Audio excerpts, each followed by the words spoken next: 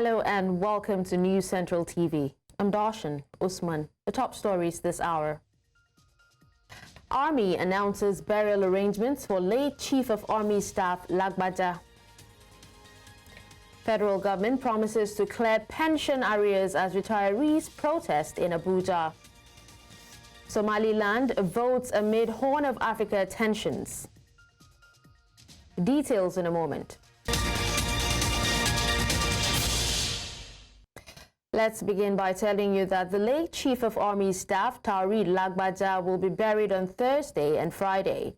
His burial announcement, issued by the acting COAS, Lieutenant General OO Oluyede, on Wednesday, said the service of songs for the late COS who died on November 5th will be held at the Army Headquarters Garrison Parade Ground, Mogadishu Cantonment in Abuja. The service of songs will be followed by funeral service at the National Christian Center, Abuja, on Friday. According to a statement released by President Bola Tinubu spokesperson Bayo Onanuga, Lagbaja passed away in Lagos after a period of illness.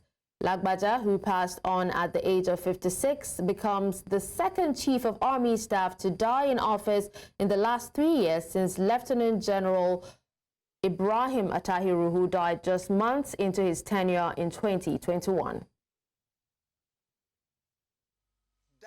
Now to security matters. The Defense Headquarters has said that the new terrorist group, Lakurawa, has begun a recruitment process to bolster its fighting capabilities. It, however, said the military was aware of the group's recruitment activities and working closely with other security agencies and the state government to halt the recruitment efforts. The DHQ had last Thursday confirmed the emergence of a new terrorist group known as Lakurawa in the northern region, with operations in Sokoto and Kebbi states.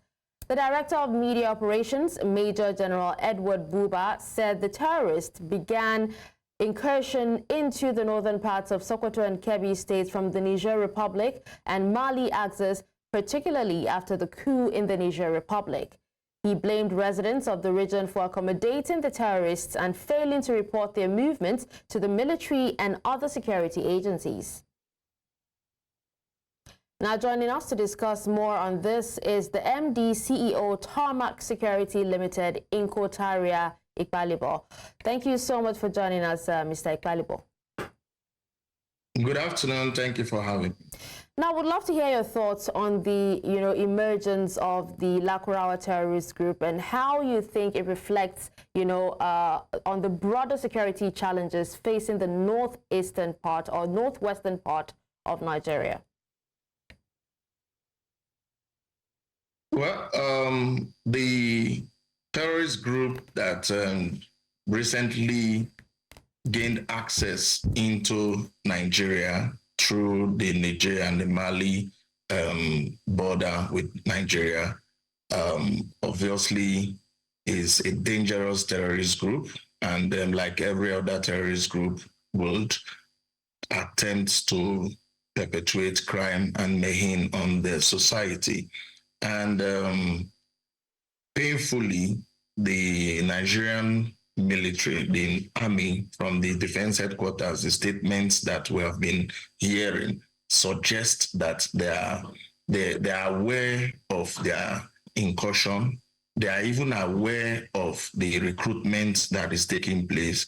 And I'm wondering why you would have so much information or intelligence concerning a terrorist group, and then you will not swing into action to prevent or to stop them or to resist them. I'm wondering, are they waiting until havoc is being perpetrated before they will attack? So it's rather unfortunate. Now, but given that the group, is reportedly operating in multiple local government areas, what are the implications, of this and, the governance in these states? The implication of the operation of the terrorist group is disastrous. It's already affecting the various communities that they are operating currently. The state government, to a large extent, are incapacitated because of the bureaucratic procedures that is required to institute a military operation. So the responsibility lies majorly on the defense headquarters.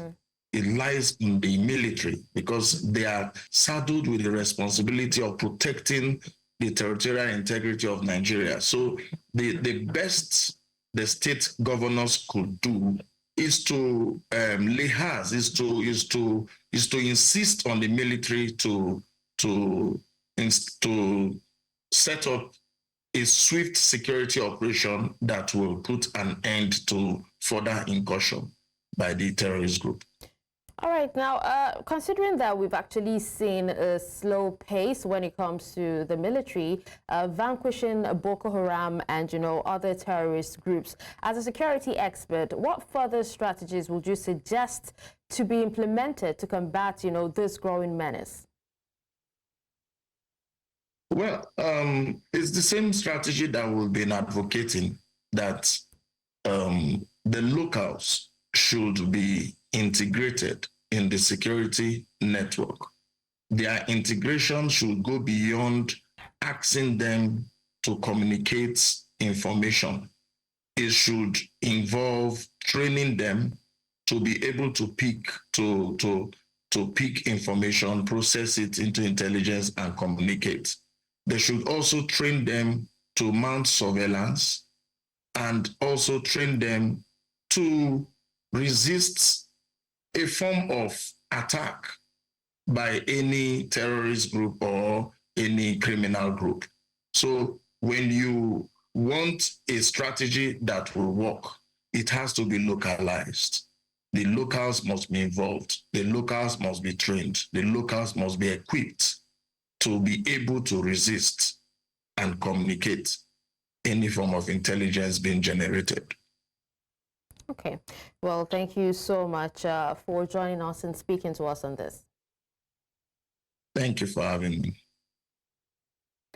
Now, still on security matters, normalcy has been restored to the terminus area of Jos North local government area of Plateau State, where there was a bomb scare on Tuesday.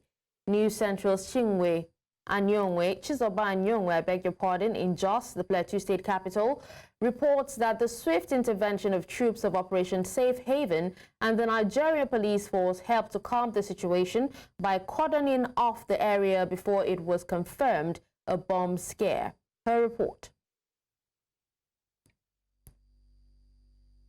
This is actually the spot where eyewitnesses told us that the police came in the morning to check and be sure that there was no bomb here. And at the end of the day, they also confirmed that there was no bomb. It's been over 9 years since the last bomb explosion occurred in Plateau State, claiming lives and people's means of livelihood. Mr. Solomon Nwafo was at hand to give an eyewitness account of Tuesday's incident in Jos. We were here in the morning. All of a sudden, we saw police people. They came, blocked the road. They asked us to remove our vehicles from here. We closed our shops. They were not actually forcing us out of this environment. Before we know it, there were so many, and then they started digging some place down there. As they were digging, one of them were able to tell us that there were some bombs scared. So maybe they got some information or they suspected something. So from there, they blasted something. They were the police that blasted something to see if the bomb will kind of surface or something of that nature, which most of us ran away. But after they have done all they did, they opened up the place, they asked us to open our business, and the road was open. Corroborating Mr. Nwafo's account on the incident, this is what the Plateau State Police Command had to say. The EOD technicians were immediately deployed to the scene. They dug the place and discovered that nothing was inside the place. They carry all, they check everywhere and nothing. And they flush the hole, and as you can see, there's nothing. So, that's why I'm here, to assure members of the public that they should not be afraid. They should continue with their lawful business, and they should be going there's nothing to fear about. All is well. The state governor, while at an event in Jos, called on members of the public to always stay sensitive to their environments. And I'm glad to inform everyone here that there was no bomb whatsoever. But it was good that people were sensitive, that they saw an object and they suspected that this object should be investigated. I think that is part of what we are called to do in society. Let's be sensitive to things around us. Let's be sensitive to movements around us. Let's be sensitive to comments around us. While Tuesday's incident remains a scare and people now go about their lawful businesses, it is also a call on security agencies to remain alert for any form of breakdown of law and order in the state. In Jos for News Central, Chizoba Anyuwi. Now to politics. The newly sworn-in governor of Edo State, Monday Okpebolo, is set to investigate the administration of his predecessor, Godwin Obaseki. Now, he announced that he will establish a panel of inquiry to examine the previous administration's refusal to inaugurate 14 elected lawmakers of the State House of Assembly in 2019. These 14 lawmakers elected on the All Progressives Congress platform in the 7th Assembly were denied inauguration under Obaseki's administration. Okpebolo disclosed the planned investigation during his inaugural address shortly after taking the oath of office as governor on Tuesday at the Samuel Ogbemudia Stadium in Benin City.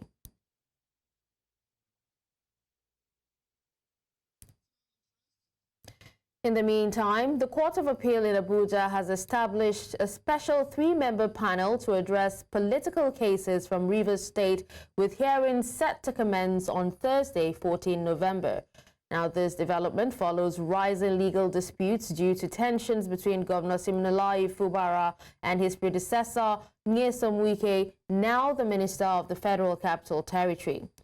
The feud has sparked a wave of legal actions within the state, causing divisions among political actors and resulting in contradictory rulings from courts of equal jurisdiction, an issue that has prompted concern from both judicial stakeholders and the public.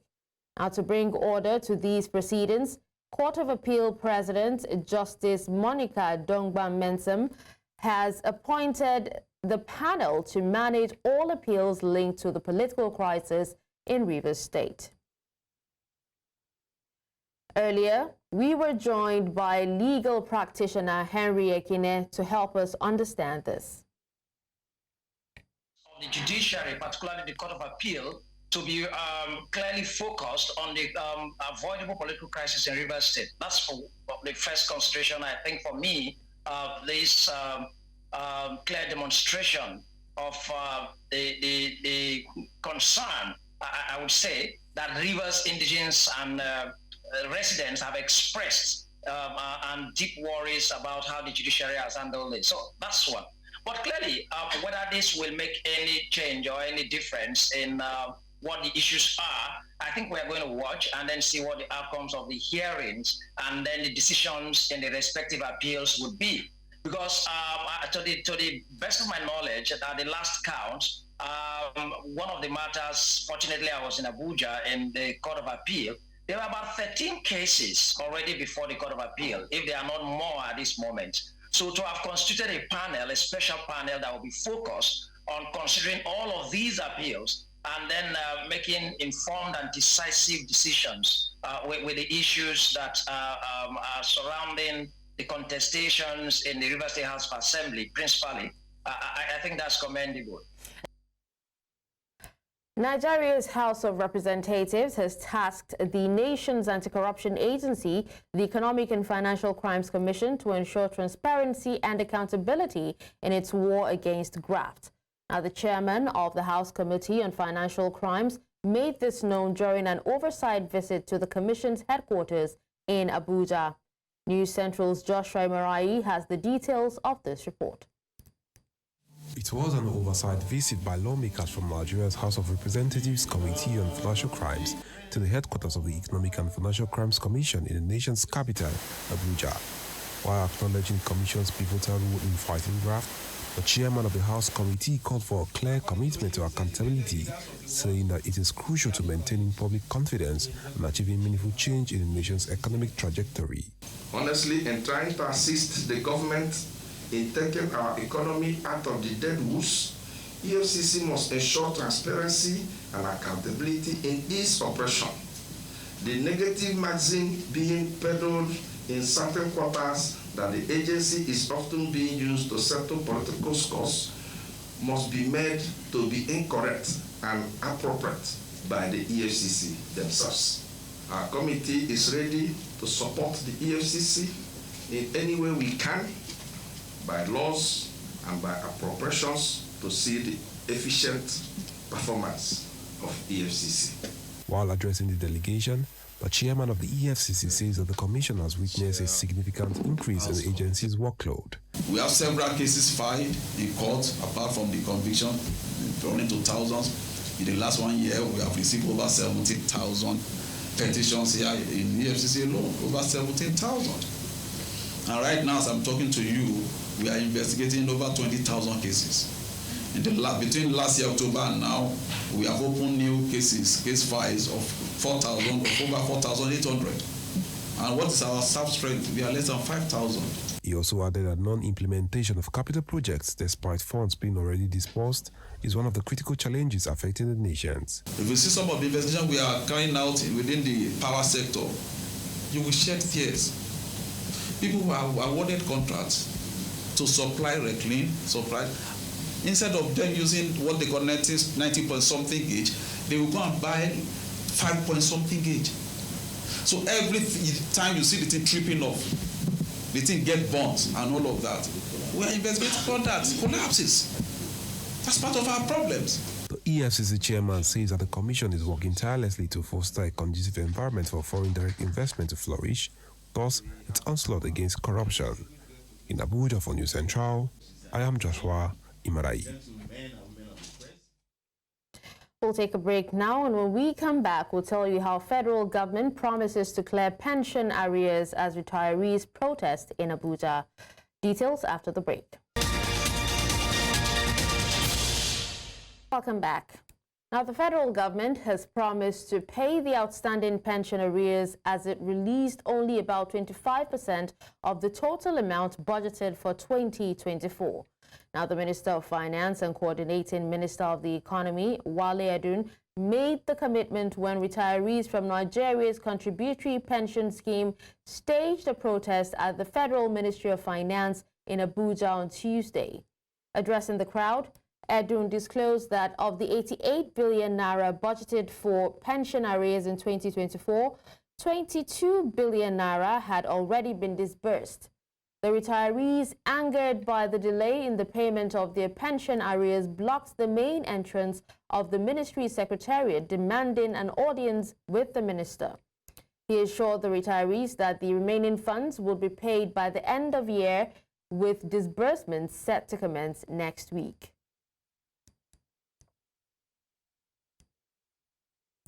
Now, joining us on the news to discuss this is a public affairs analyst, Alester Wilcox. Hello, Alester. Thank you for joining us at this time. Thanks for having me. It's my pleasure. Good afternoon. The pleasure is ours. Now, can you tell us, how can the federal government ensure accountability, especially in the timely disbursement of pension arrears, to avoid similar issues in future? The truth of the matter is, one would be very surprised as to why pensioners are receiving on the wrong end of the stick with this present government. I tell you for free, pensioners have not, since the advent of this government, pensioners have not had it good, and it's quite sad and unfortunate. Unlike what happened in the last government of Muhammadu Buhari, who took pensioners' cases as very, very personal to him, and he ensured that pensioners' entitlements are met, in fact, as at when due. So one would be wondering as to what is the focal point of this administration. We have a lot of, we have lifted so many encumbrances on our public finance. Oil subsidy is no more being paid. The naira has been deregulated, and so there's a lot of cash into the economy right now, into government. So I don't understand the allocations that will make it impossible for pensioners who are senior citizens that have given it their best not to get their fair share. I do not understand. I mean, I cannot find any nexus to understand how pensioners are being treated with this kind of levity. And for whatever one is how they're saying, being treated, you know, connecting it with the recent protests and, you know, the government's response, you know, how does it affect the public trust in the administration's ability to manage pension funds and also economic issues? Because you did say that the previous administration, you know, took what the pensioners were going through to heart. The truth of the matter is this. Now, those protesting are those that are in the defined pension scheme, and the contributing pension scheme, for which government was supposed to make certain amount of contribution on their behalf to their various PFAs, which government has not been doing. In time past, the previous government was trying as much as they can to be up to date. But I think since this government came in, they have not been at par with that responsibility. That is for those who are in the contributing pension scheme. Now, those who are in the non-contributing pension scheme, who are already in the scheme, I think they're also having a very wrong deal. Do you know that pensioners are still earning 20,000, 16,000 till today? Pensioners are earning 20,000, 15,000 till today. And you begin to ask yourself, even when minimum wage has been increased to 70,000 naira, in time past, the when minimum wage increased, pensioners' income will also increase. But even when the president gave an award in December, in January, last year, that pensioners should be paid additional 25,000 naira, they were not paid. A lot of pensioners were not paid. Very few were paid. That 25,000 was not paid. Now there is a new minimum wage, and the consequential adjustment that should affect pensioners are not there. So the government, and which is what the previous government takes seriously, the issue of pensioners. But I do not understand why this government do not see the issue of pensioners as part of their responsibility. So public trust is very, very low. For those who are in the contribution scheme, theirs is different because their PFAs will always meet their needs, as long as they have the funds. But those that are already in the scheme that is not the contributing scheme with the government funds, that is why there's a problem. Because the government I don't think this government sees pensioners as part of their responsibility. I do not think so. And if you see the fact that the finance minister is a senior citizen, is not a young man by any standard, he's a senior citizen. The president is not a young man by any standard. They're all senior citizens. So they should be able to understand the plight of senior citizens. Because those who are in the employment, yeah, they have a regular income. Now that we've increased minimum wage, it will affect them. So what of pensioners that are earning some 20,000 naira per month? These are what pensioners are going through in Nigeria.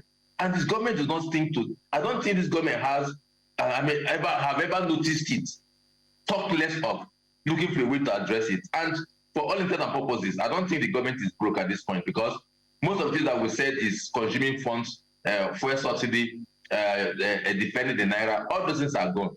So what is happening to all the humongous resources now available to government? Tax are increasing per day everywhere. Tax are being paid. Tax are increasing. We're having tax issues every corner. So why wouldn't pensioners also have a fair deal in this new Nigeria?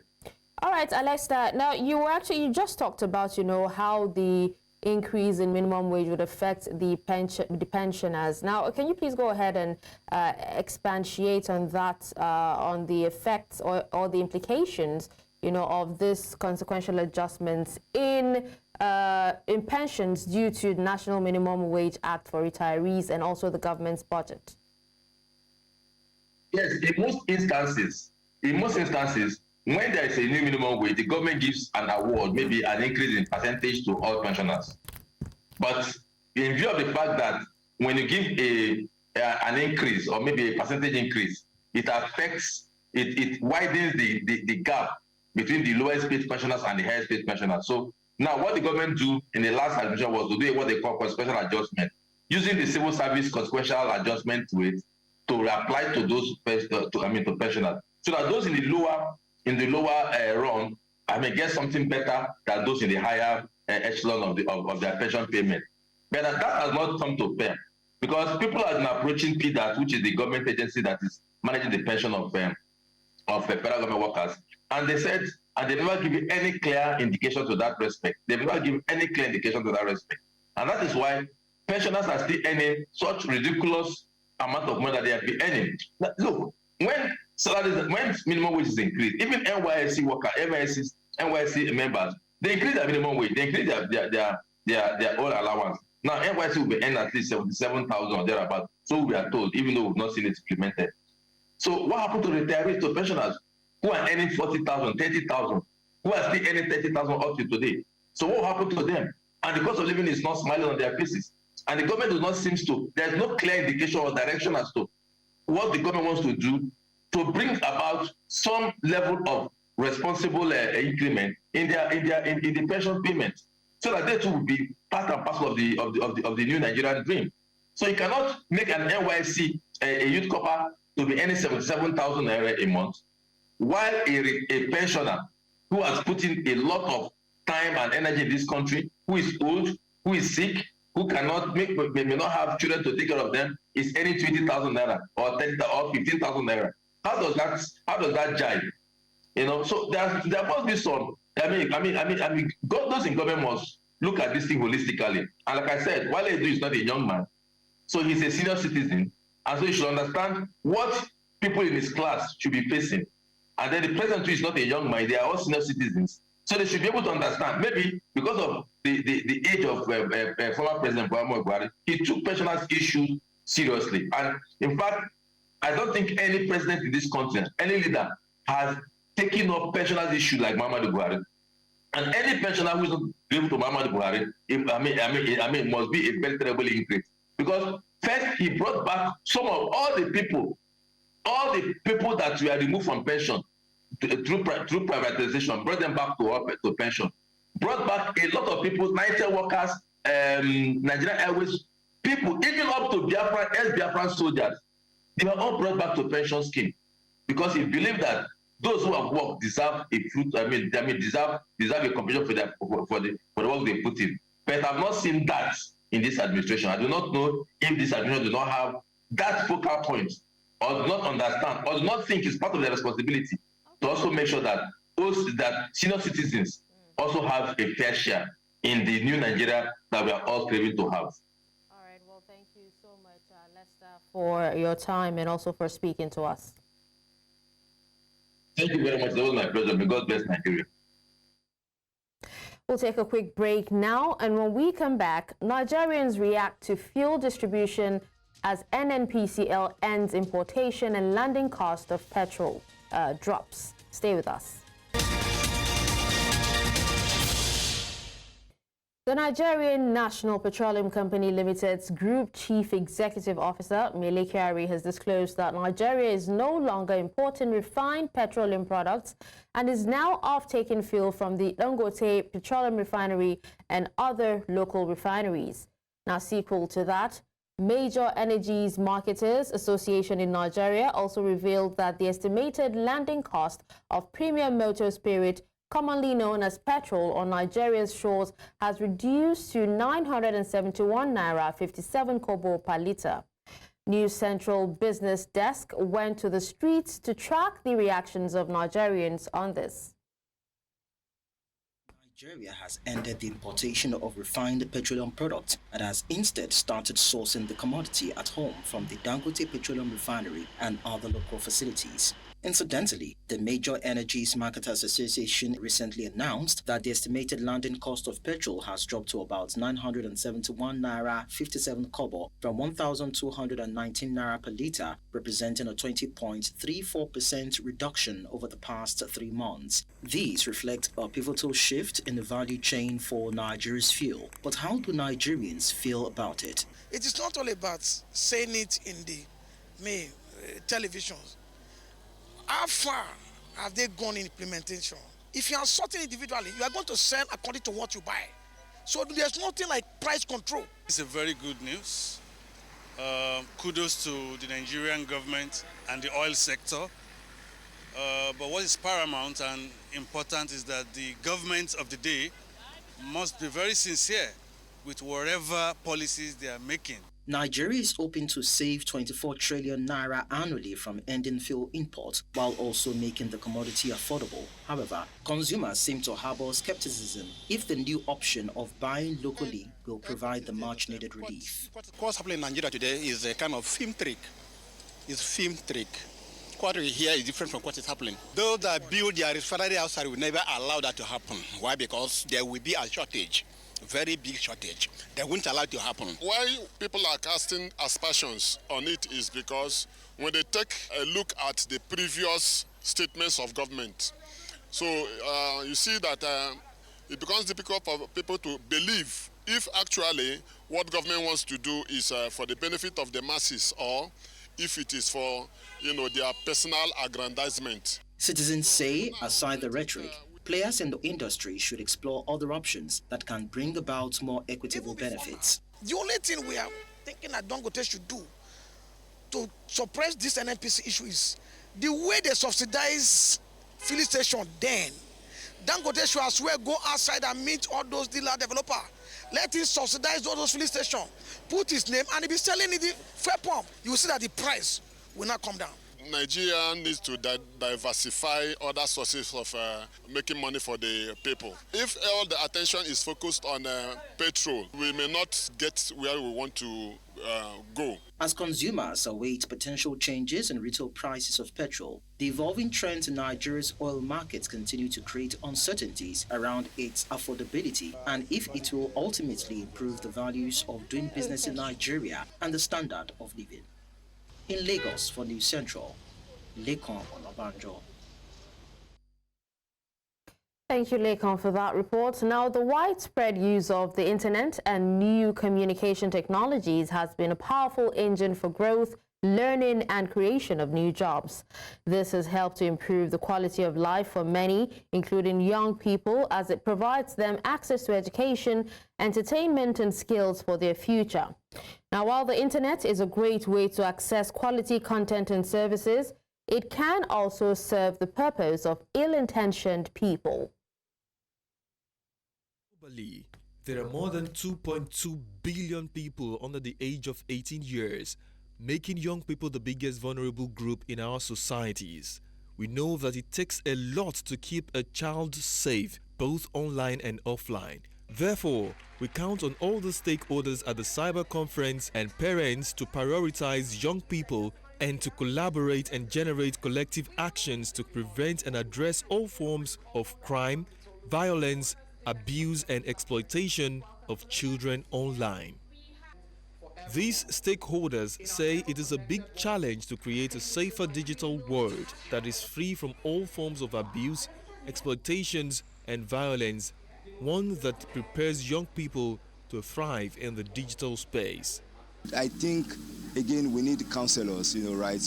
I don't think our counselors are aware enough about digital safety. So how do we connect, when a child is exposed to something on the internet, how do they report safely to a counselor or to a guardian who can actually guide them through that process and help them through that mental trauma that they must have gotten through the internet as well. So I think it's a systemic issue, it's all connected. The issues that young people face online do not stay online. The impact on our families, our schools, our communities, and the nation at large. Young people today, they are born with technology in their hands. So empowering young people to be able to not just use those digital technology that they have, but also to be able to use it responsibly is very, very important. Young people themselves, they just use this technology. They don't even know the danger. So the reason we're having this today is to expose young people to the dangers around technology, and not just the dangers also, but also to expose them to the possible solutions that are out there that they can use to safeguard themselves. Protecting children and young people is a shared responsibility, and it is upon all relevant stakeholders to ensure a sustainable future for all. For that to happen, parents, careers educators, policymakers, industries, and other stakeholders must ensure that children and young people can fulfill their potential both online and offline. Away from that, Nigeria's Minister of Solid Minerals Development, Dele Alake, has reiterated the federal government's commitment to harnessing the nation's mineral wealth for economic prosperity and the benefit of all citizens. Now, Alake made this known while speaking to newsmen ahead of the 9th edition of Nigeria Mining Week, which is scheduled to take place from November 8th to 20th this year. The event, with the theme From the Inside Out, building the mining sector to be the cornerstone of Nigeria's economy, will bring together key industry players, investors, and government leaders. Nigeria, a country, as we know, is blessed with more than 44 minerals of various categories. But to realize their full potential, we must move beyond extraction. And we are focused on establishing systems and structures that allow Nigerians to benefit directly from our resources. Through local value addition, processing, and beneficiation, our aim is to transform Nigeria's mineral wealth into industrial and economic power, generating jobs and supporting local businesses in ways that ripple through our entire economy. At the core of this transformative agenda lies our dedication to precision and transparency in data. Nigeria is set to collaborate with 7 other African countries in an African-led initiative to develop an effective vaccine for HIV aimed at eradicating the virus. Now, the initiative was launched in the nation's capital, Abuja, and is funded by the United States Agency for International Development. Many health professionals expressed optimism that the development of a preventive vaccine will boost efforts aimed at fighting the virus. Our correspondent, Idong Joseph, has more on this story, which we will bring to you subsequently. Nigeria's federal government has been tasked to harness potentials available through bioeconomy. Now, this was during the workshop by the nation's Ministry of Budget and Economic Planning, where they say that bioeconomy presents numerous opportunities for the nation to tackle its myriad of challenges. Amadine Uyi reports.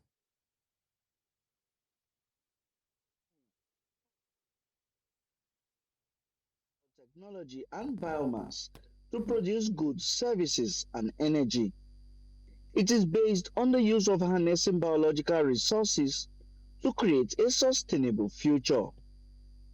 While experts say it remains a potential yet untapped by Nigeria's government, they add that it offers a unique opportunity for the nation to diversify its economy and tackle its economic regression. It is worth noting that the new approach to economic growth and development is bioeconomic strategy.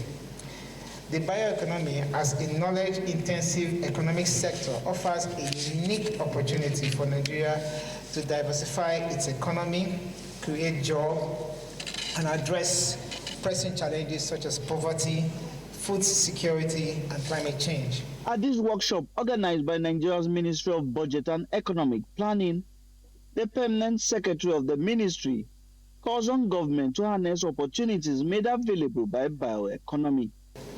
Nigeria cannot afford to be left behind. Hence, it is our collective responsibility as stakeholders to ensure that the bioresources of the country is properly harnessed. Our comparative and our competitive advantage must be used to create jobs for our teeming youth. While some participants at the workshop say it has enlightened them on the opportunities available through bioeconomy, others say these opportunities are bound within the country.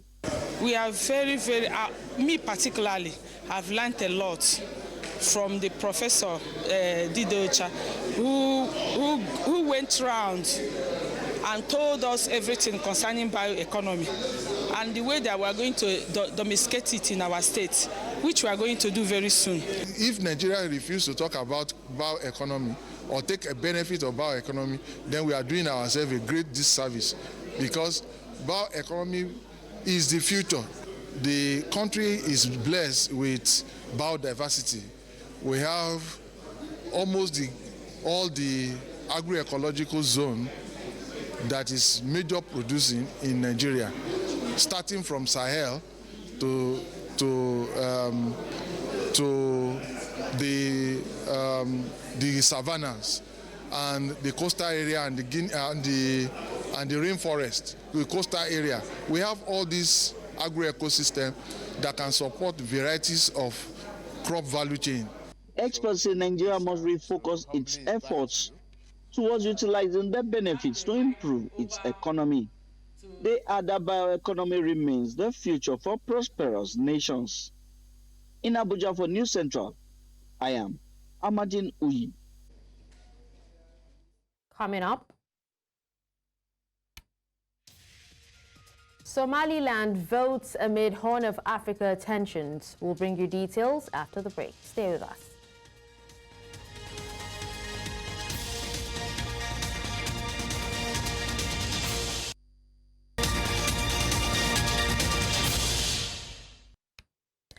The news continues in East Africa, where voters in Somaliland flocked early to polling stations on Wednesday to elect their new president. Now, the region is an oasis of peace and stability in violence-racked Somalia, though it has failed to win recognition from any country since declaring its independence in 1991. Now, voters proudly showed off voting cards while waving the region's red and white flag. President Musa Bihi, his rivals Abdurrahman Mohammed Abdullahi and Faisal Ali Warabe were seen voting early at the Civil Service Training Institute.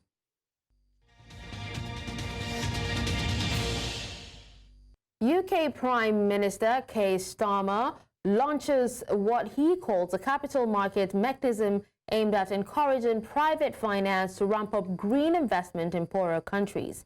Now, according to him, the move shows the UK's commitment to be one of the world's climate leaders. Starmer said this while speaking at a roundtable meeting with global finance leaders at the COP29 Climate Change Conference in Baku, Azerbaijan. It's really fantastic to launch today this capital market mechanism, part of course of the climate investment funds, and located and listed, and I'm proud to say, in London, and so it's a special moment for us.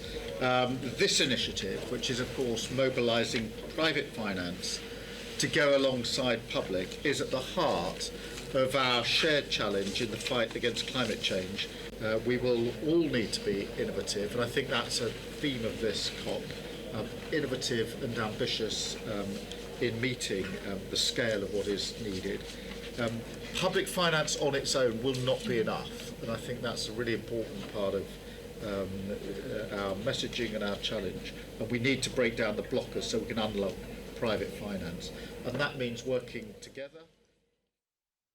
Earlier, News Central's Bettina Nweli, who is in Baku, spoke with a sustainable development expert at the event. We are making progress, I would say, but it's not so good enough because if you look at feedback we're getting from other countries that have made the same commitment, it's been very progressive. But in the case of Nigeria, the process is quite slow, but there's some level of commitment which we can see. We would really want to see a drastic reduction in gas flaring. Again, this is a climate finance. What do I mean?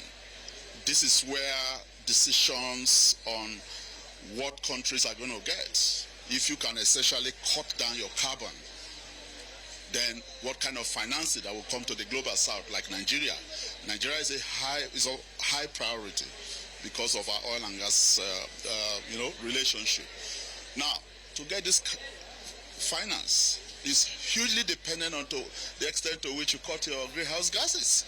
You keep to your commitment. So they are following this as well. It shouldn't be a surprise at the end of the day if we end up not getting something reasonable. Why? Because our commitment to cut is not so progressive. That's one. Well, the climate change is, I'll tell you, is I use a one word, conundrum, right? I use that word because it's multifaceted. It's highly political, even though it has environment, environment, political, and other dimensions, But essentially, you have to play the global politics as well.